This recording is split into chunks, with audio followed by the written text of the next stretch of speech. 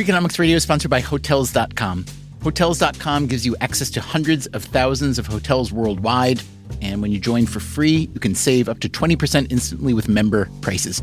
Plus, every stay earns rewards. So when you book one trip, you're already lowering the cost of the next one. Hotels.com is simple, rewarding, and designed to help you get more out of every stay. Sign up for free and book today. Hotels.com. It's all in the name. Freakonomics Radio is sponsored by Amica. You know what they say, if you want to go fast, go alone. If you want to go far, go together. So go with Amica and get coverage from a mutual insurer that's built for their customers, one that looks after what's important to you together.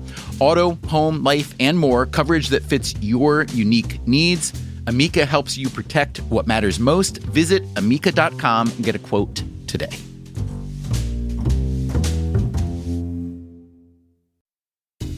Freakonomics Radio is sponsored by Mint Mobile. Ditch overpriced wireless with Mint Mobile. Cut your wireless bill to $15 a month at mintmobile.com/freak. Upfront payment of $45 for 3 months, $90 for 6 months, or $180 for 12 months. Plan required, $15 per month equivalent. Taxes and fees extra, initial plan term only. Greater than 50 gigabytes may slow when network is busy, includes up to 20 gigabytes hotspot. Capable device required. Availability, speed, and coverage varies. See mintmobile.com.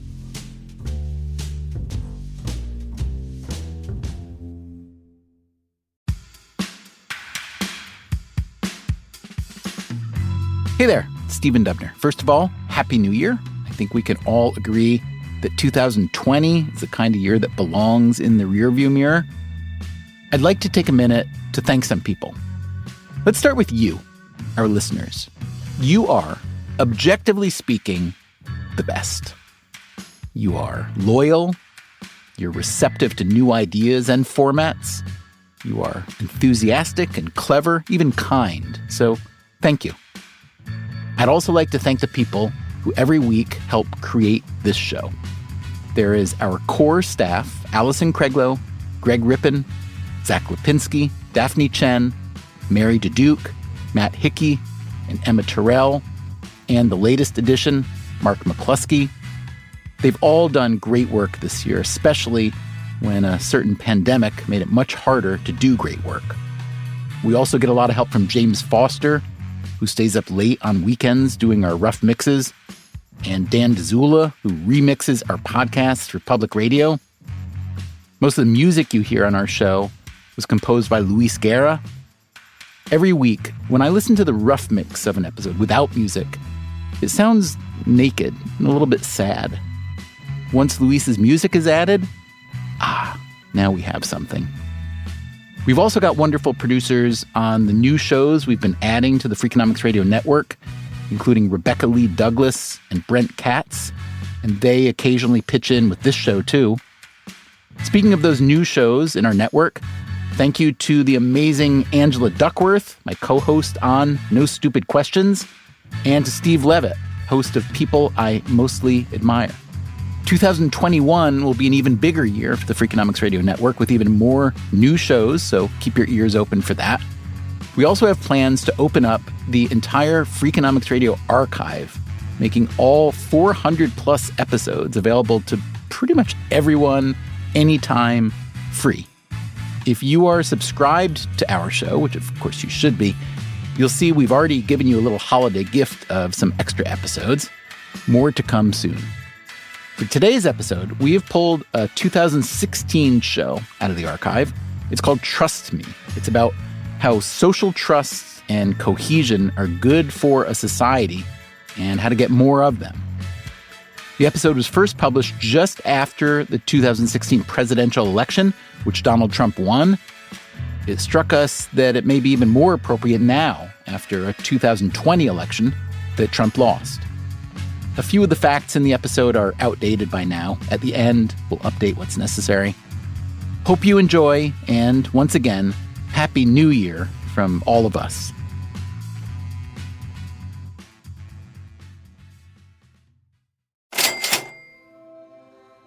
I think you'd agree that the 2016 U.S. presidential election was pretty wonderful. According to statisticians, it set all-time highs in civil discourse and social unity. How are we so fortunate? Because America, as we all know and appreciate, is a place where people really trust one another. No, I don't think most people can be trusted because I think everybody's always looking for an angle. Generally speaking, I don't think most people can be trusted. Society seems to have been changing and separating, and many, many people more than before, I think, are out just for themselves. Oh, apparently I was wrong. Apparently we don't trust one another so much. What's that? Oh. And apparently we didn't set all-time highs in social unity during this election? Sorry, my mistake. I guess I was thinking of Australia? Australia is the one which looks like it's bucking the trend and moving towards higher social trust in the last 20, 30 years. Or maybe I was thinking of the Netherlands. They're now close to 70% in levels of those who think others can be trusted. In America, meanwhile, if we're being honest, we're not much on trust these days. Just think of the 2016 presidential election. We mistrusted the candidates and their parties. We mistrusted the police and the FBI. We mistrusted the polls, and some people even mistrusted the election result. But wait, maybe there's a bright side. Maybe it's healthy for society to be untrusting, to be skeptical. Maybe it keeps us on our toes, always looking for ways to improve. What's that? Oh, I'm wrong about that too, Professor? We would be much better off if we were living in a more trustworthy society. Trustworthiness, in short, is a really big deal. All right, then. Today on Freakonomics Radio, a simple mission to determine why social trust is such a big deal and how to get more of it. Wouldn't you like to know how to do that? I think that might be a trick question.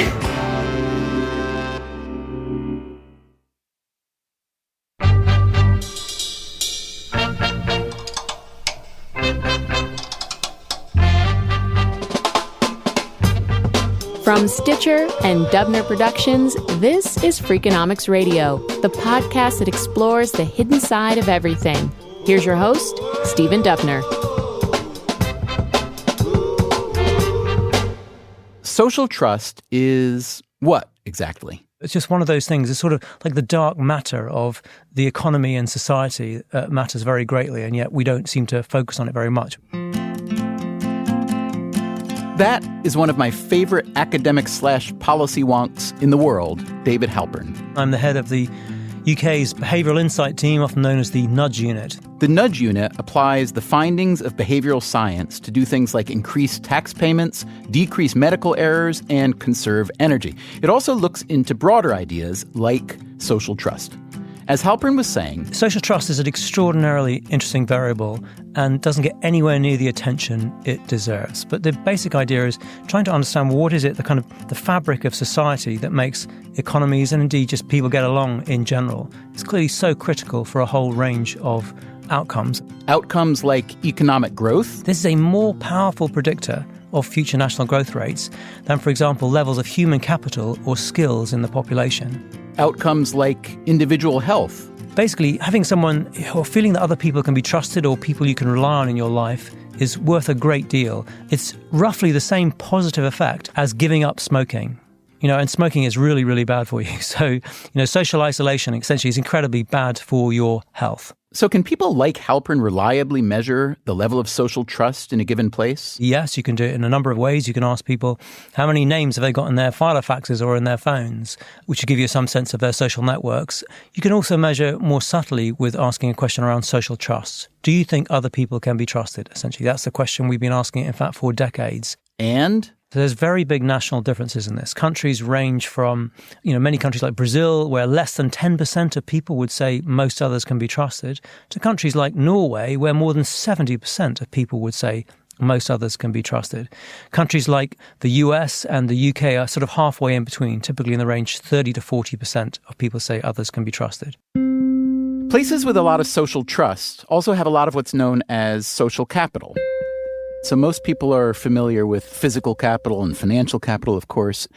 Can you compare social capital to those in any meaningful way? The answer is, yeah, in fact, you can have a go at doing it. So you can literally work out how much more do people tend to earn if they have more names in their networks, and they know more people, or they trust more people in general. You can ask it both at the individual level, and you can also ask it, really importantly, at the community or even national level. So to what extent is it an advantage in terms of your economic growth or your health outcomes to live in a country or a place where people say most others can be trusted? And the answer is, it turns out, some really quite large numbers indeed. If social trust and social capital are so important, why don't we talk about it all the time, or at least during political campaigns? So it's an issue which got long roots, but it doesn't mean that governments had done very much about it until very recently. I should explain, I myself wrote a book a number of years ago on social capital, specifically working with, at the time, with Bob Putnam at Harvard. My name is Bob Putnam. I teach public policy at Harvard University. Putnam is also the author of the landmark book, Bowling Alone, which was published in 2000. But he started thinking about social capital decades earlier. It began with a question about Italian politics. Some parts of Italy are way more efficient than any state in America, and other parts of Italy are way more corrupt than any place in America. And the question is, why? Why are some places better governed than others? The answer, Putnam concluded, didn't have to do with economic development or education level or politics. It was the degree to which there was a dense civic network in a community. If there was a dense civic network so that people in those places behaved with respect to one another in a trustworthy way, their governments worked better. And I dubbed that concept social capital. Meaning? The core idea of social capital is so simple that I'm almost embarrassed to say it. It is that social networks have value. Social networks have value, first of all, to the people who are in the networks.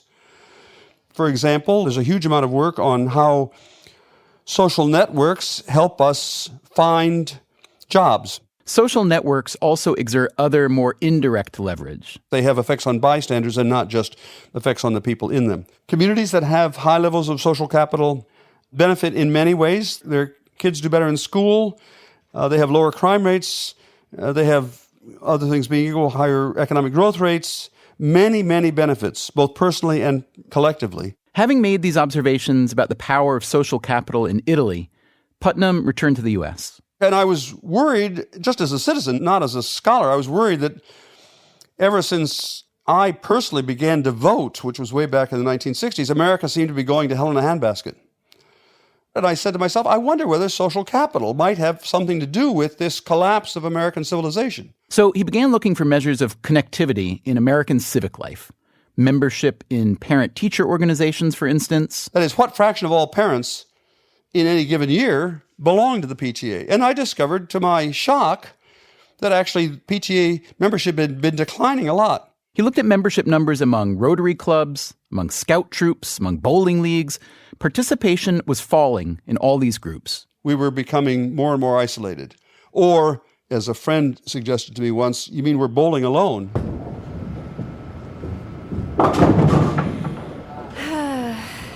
There's a really enormous effect. David Halpern again, from the British government's Behavioural Insights team. As obvious as the benefits of social capital might seem, we almost hardly seem to notice that it's there. So it's incredibly consequential, and we see it in lots of areas of policy that we touch on. So you write this about low trust. Low trust implies a society where you have to keep an eye over your shoulder, where deals need lawyers instead of handshakes, where you don't see the point of paying your tax or recycling your rubbish since you doubt your neighbor will do so, and where you employ your cousin or your brother-in-law to work for you rather than a stranger who would probably be much better at the job. So that has all kinds of business and ultimately economic implications. However, when you talk about high trust being good for us on a personal level, whether it's health or individual income, do the two necessarily go in hand? In other words, can we have a society that has a business climate where there isn't a lot of trust, and therefore you do need all those lawyers instead of the handshakes, but where you have good social trust among neighbors, family and friends, communities, and so on? Or are they really the same thing that you're talking about?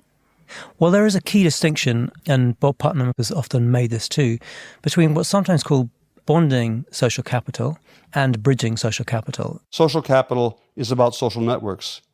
But not all social networks are identical. And one important distinction is between ties that link us to other people like us. That's called bonding social capital. Bonding social capital often refers to your closeness to your friends, your relatives, those immediately around you.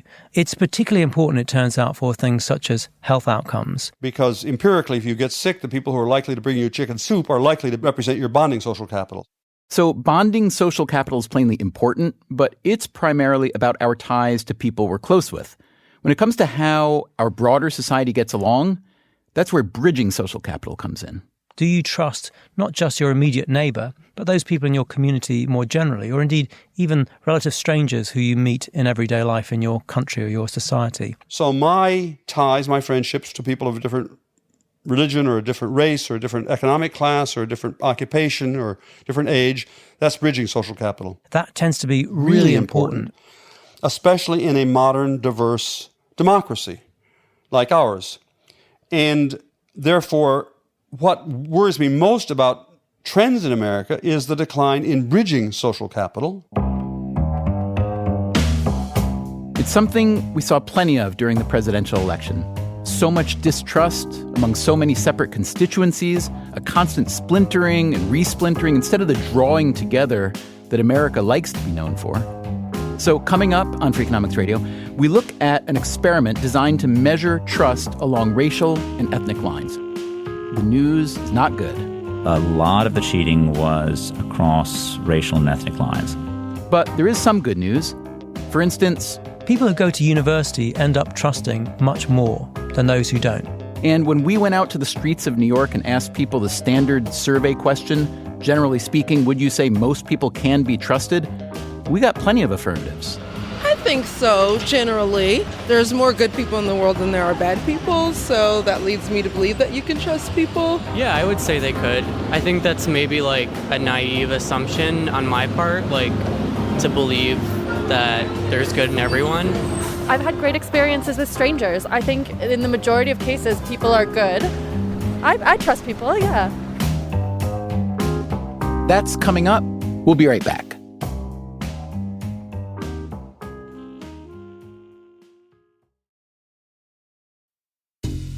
Freakonomics Radio is sponsored by Cash App.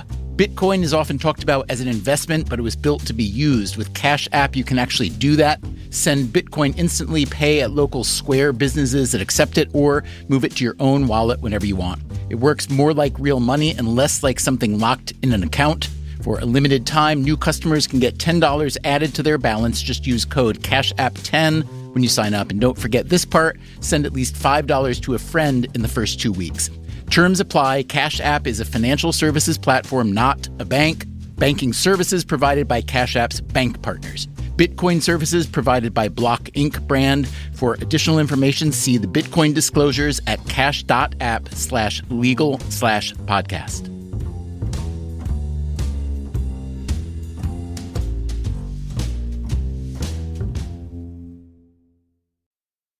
Freakonomics Radio is sponsored by Figure. Did you know that 40% of homeowners own their home outright? If that's you, don't let your equity sit idle. Tap it with a home equity line of credit.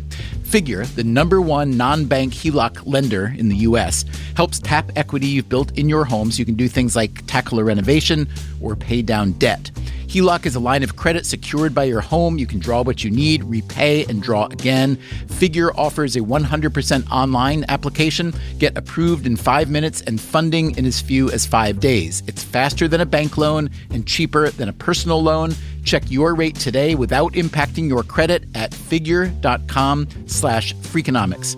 This post is sponsored by Figure, NMLS ID 1717824.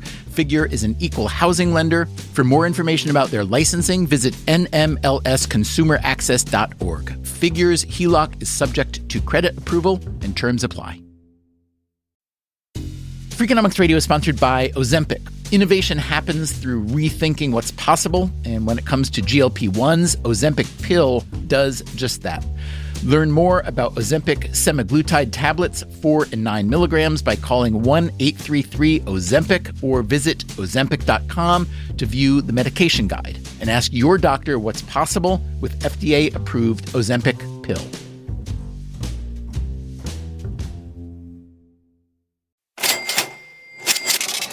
So, what have we learned thus far? We've learned that social trust seems to be quite powerful and desirable, but how do you get more of it?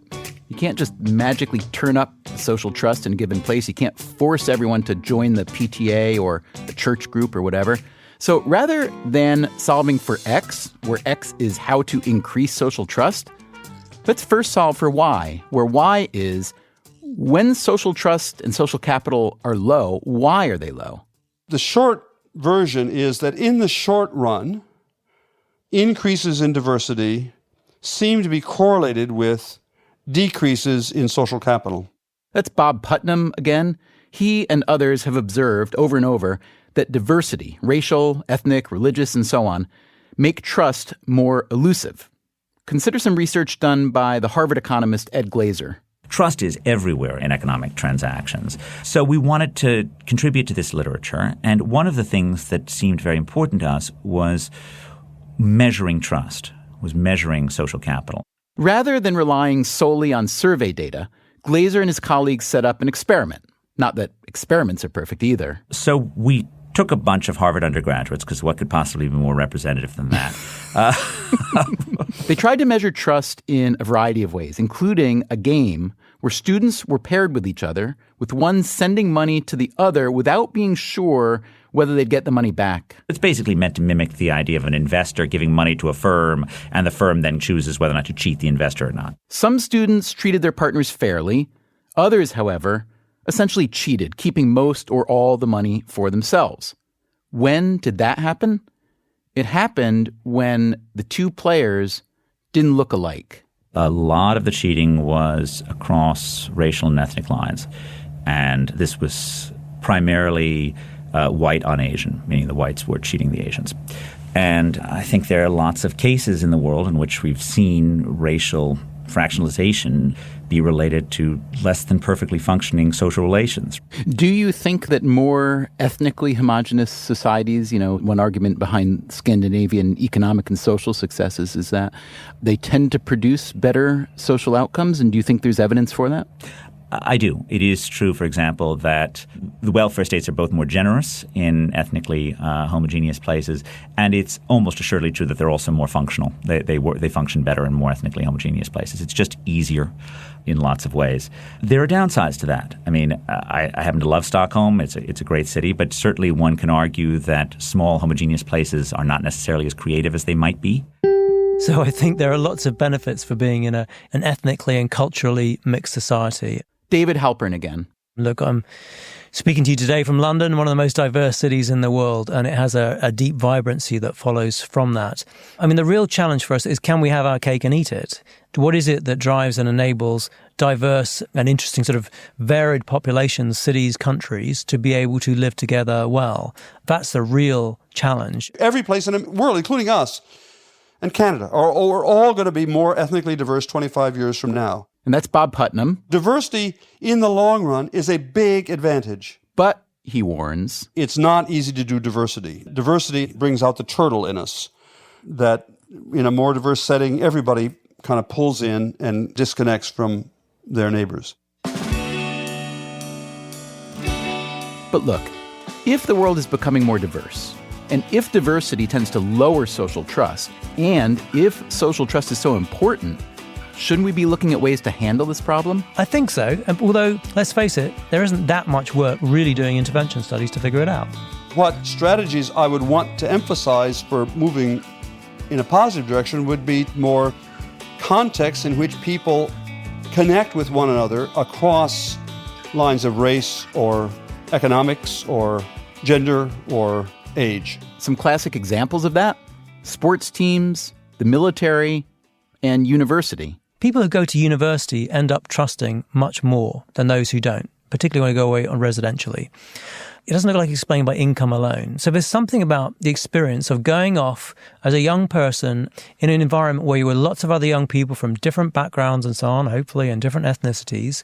You learn the habits of trust because you're in an environment where you can trust other people. They are trustworthy. And you internalize these habits and you take them with you the rest of your life.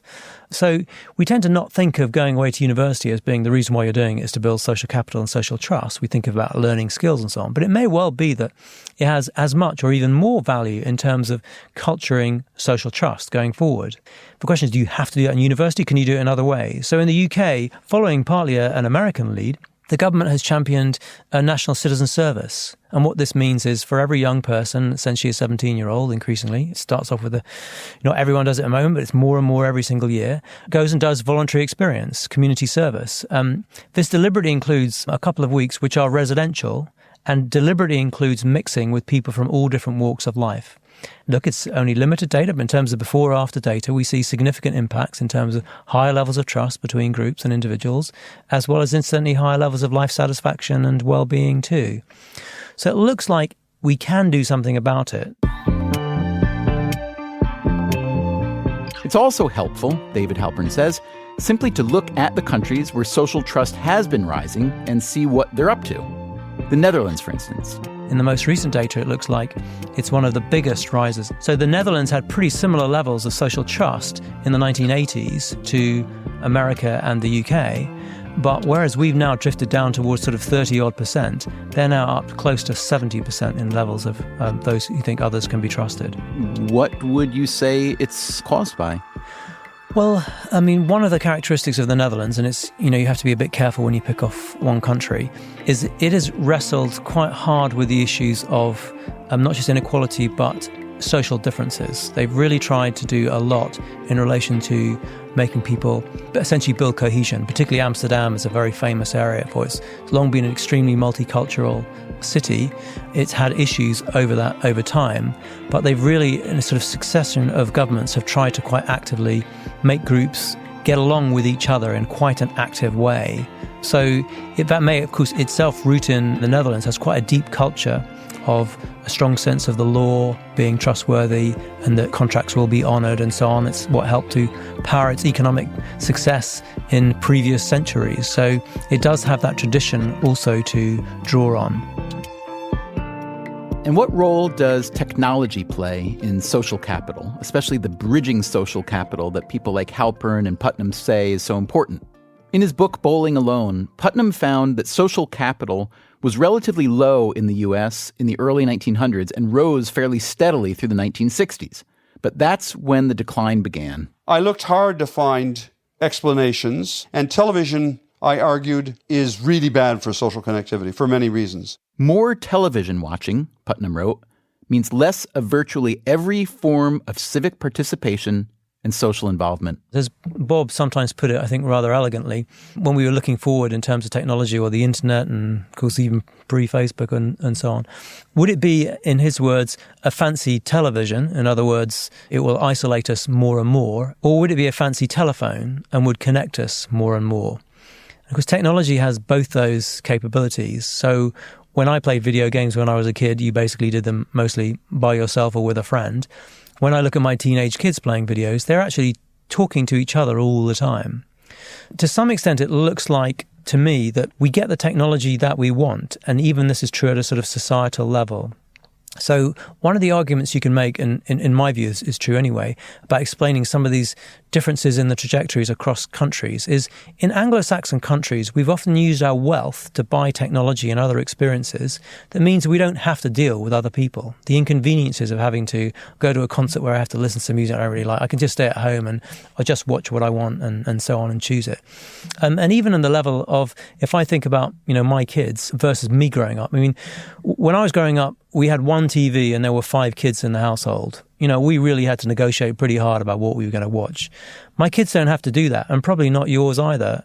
There are more screens in the house than there are people. They can all go off and do their own thing.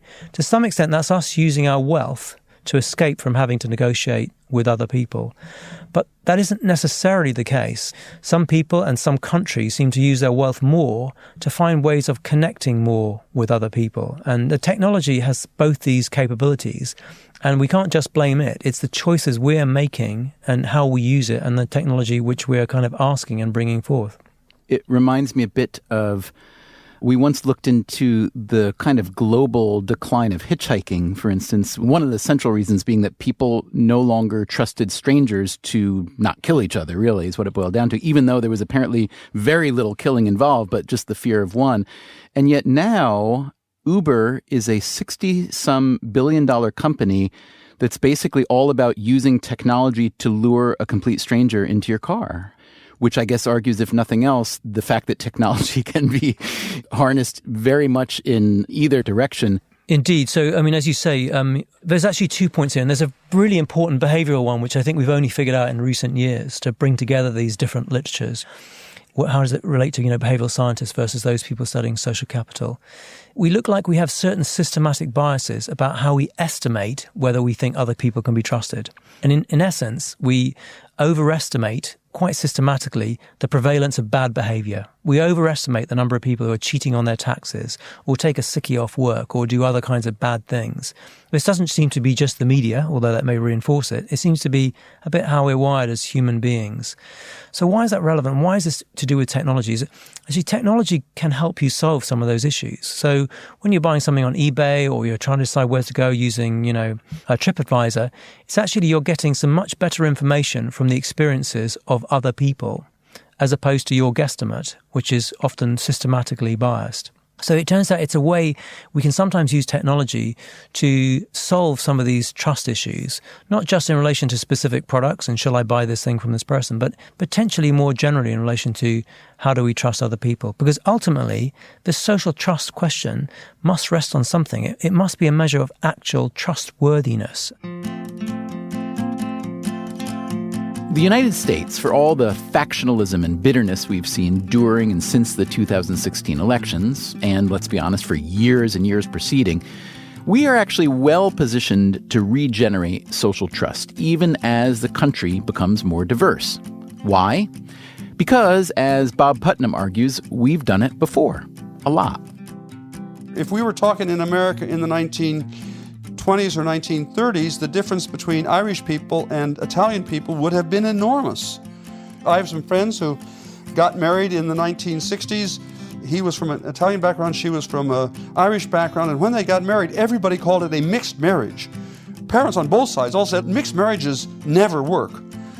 And now that seems like a joke, because what's happened in the ensuing years is that the sharp line between Italians and Irish has just disappeared in America. It's not that they don't know that they're from Irish or Italian backgrounds, but it no longer has that same salience. We've done this repeatedly over our own history. This current wave of immigration is not the first time that we have had a big wave of immigration that causes turbulence, and then when you come out the other side, we're all better off. I mean, look, it happens that my ancestors came to this country in 1640, so we've been here forever. And we were doing just fine, and then the Dutch arrived. Now, don't get me started on the Dutch. It was really hard for us to get along with the Dutch, but then eventually we got along with the Dutch, and then we forgot they were Dutch. And then there was just us.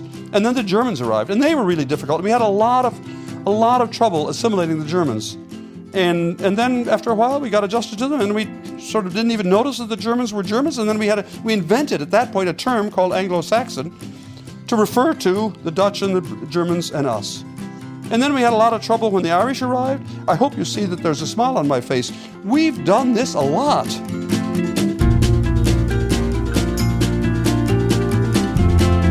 Hey there, it's me again. Hope you enjoyed that look back at how social trust felt in 2016. I'd be curious to know how you think it's changed since then. We are at radio@freakonomics.com if you want to let us know. A couple quick updates. Robert Putnam is now a professor emeritus at Harvard, meaning he's retired from active teaching. And Uber is no longer worth $60-some billion. It went public in 2019, and as of this recording, has a market cap in the neighborhood of $90 billion, pandemic and all. Freakonomics Radio is produced by Stitcher and Dubner Productions. This episode was produced by Greg Rosalsky, who now writes the newsletter for our friends at Planet Money. The Freakonomics Radio staff includes Allison Craiglow, Mark McCluskey, Greg Rippin, Zach Lipinski, Daphne Chen, Mary DeDuke, and Matt Hickey. Our intern is Emma Terrell, and our theme song is Mr. Fortune by the Hitchhikers. Remember to subscribe to Freakonomics Radio on your favorite podcast app. We can also be heard on many NPR stations across the country. Check your local station for details. As always, thanks for listening. We will be back next week. Until then, take care of yourself, and if you can, someone else too.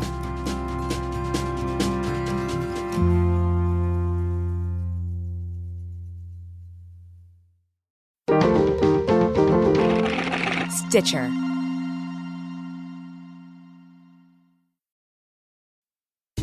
Freakonomics Radio is sponsored by Ozempic. Innovation happens through rethinking what's possible, and when it comes to GLP-1s, Ozempic pill does just that. Learn more about Ozempic semaglutide tablets, 4 and 9 milligrams, by calling 1-833-OZEMPIC or visit Ozempic.com to view the medication guide and ask your doctor what's possible with FDA-approved Ozempic pill. In the U.S., there's a break-in every 26 seconds. But when intruders step near, Simply Safe Home Security steps up. Stop. This is Simply Safe. Police are on the way. Using AI alerts, U.S.-based live agents help deter break-ins. Simply Safe, no long-term contracts. Save 50% on your new system with professional monitoring at simplysafe.com/SXM or with promo code SXM. Outdoor deterrence requires a Simply Safe Active Guard outdoor protection plan starting at $49.99 a month. Visit simplysafe.com/licenses for alarm license information. Tennessee 2012. Hey there, I'm Stephen Dubner, host of Freakonomics Radio. If you love the podcasts in the Freakonomics Radio network, I want to tell you about a way you can get even more from us.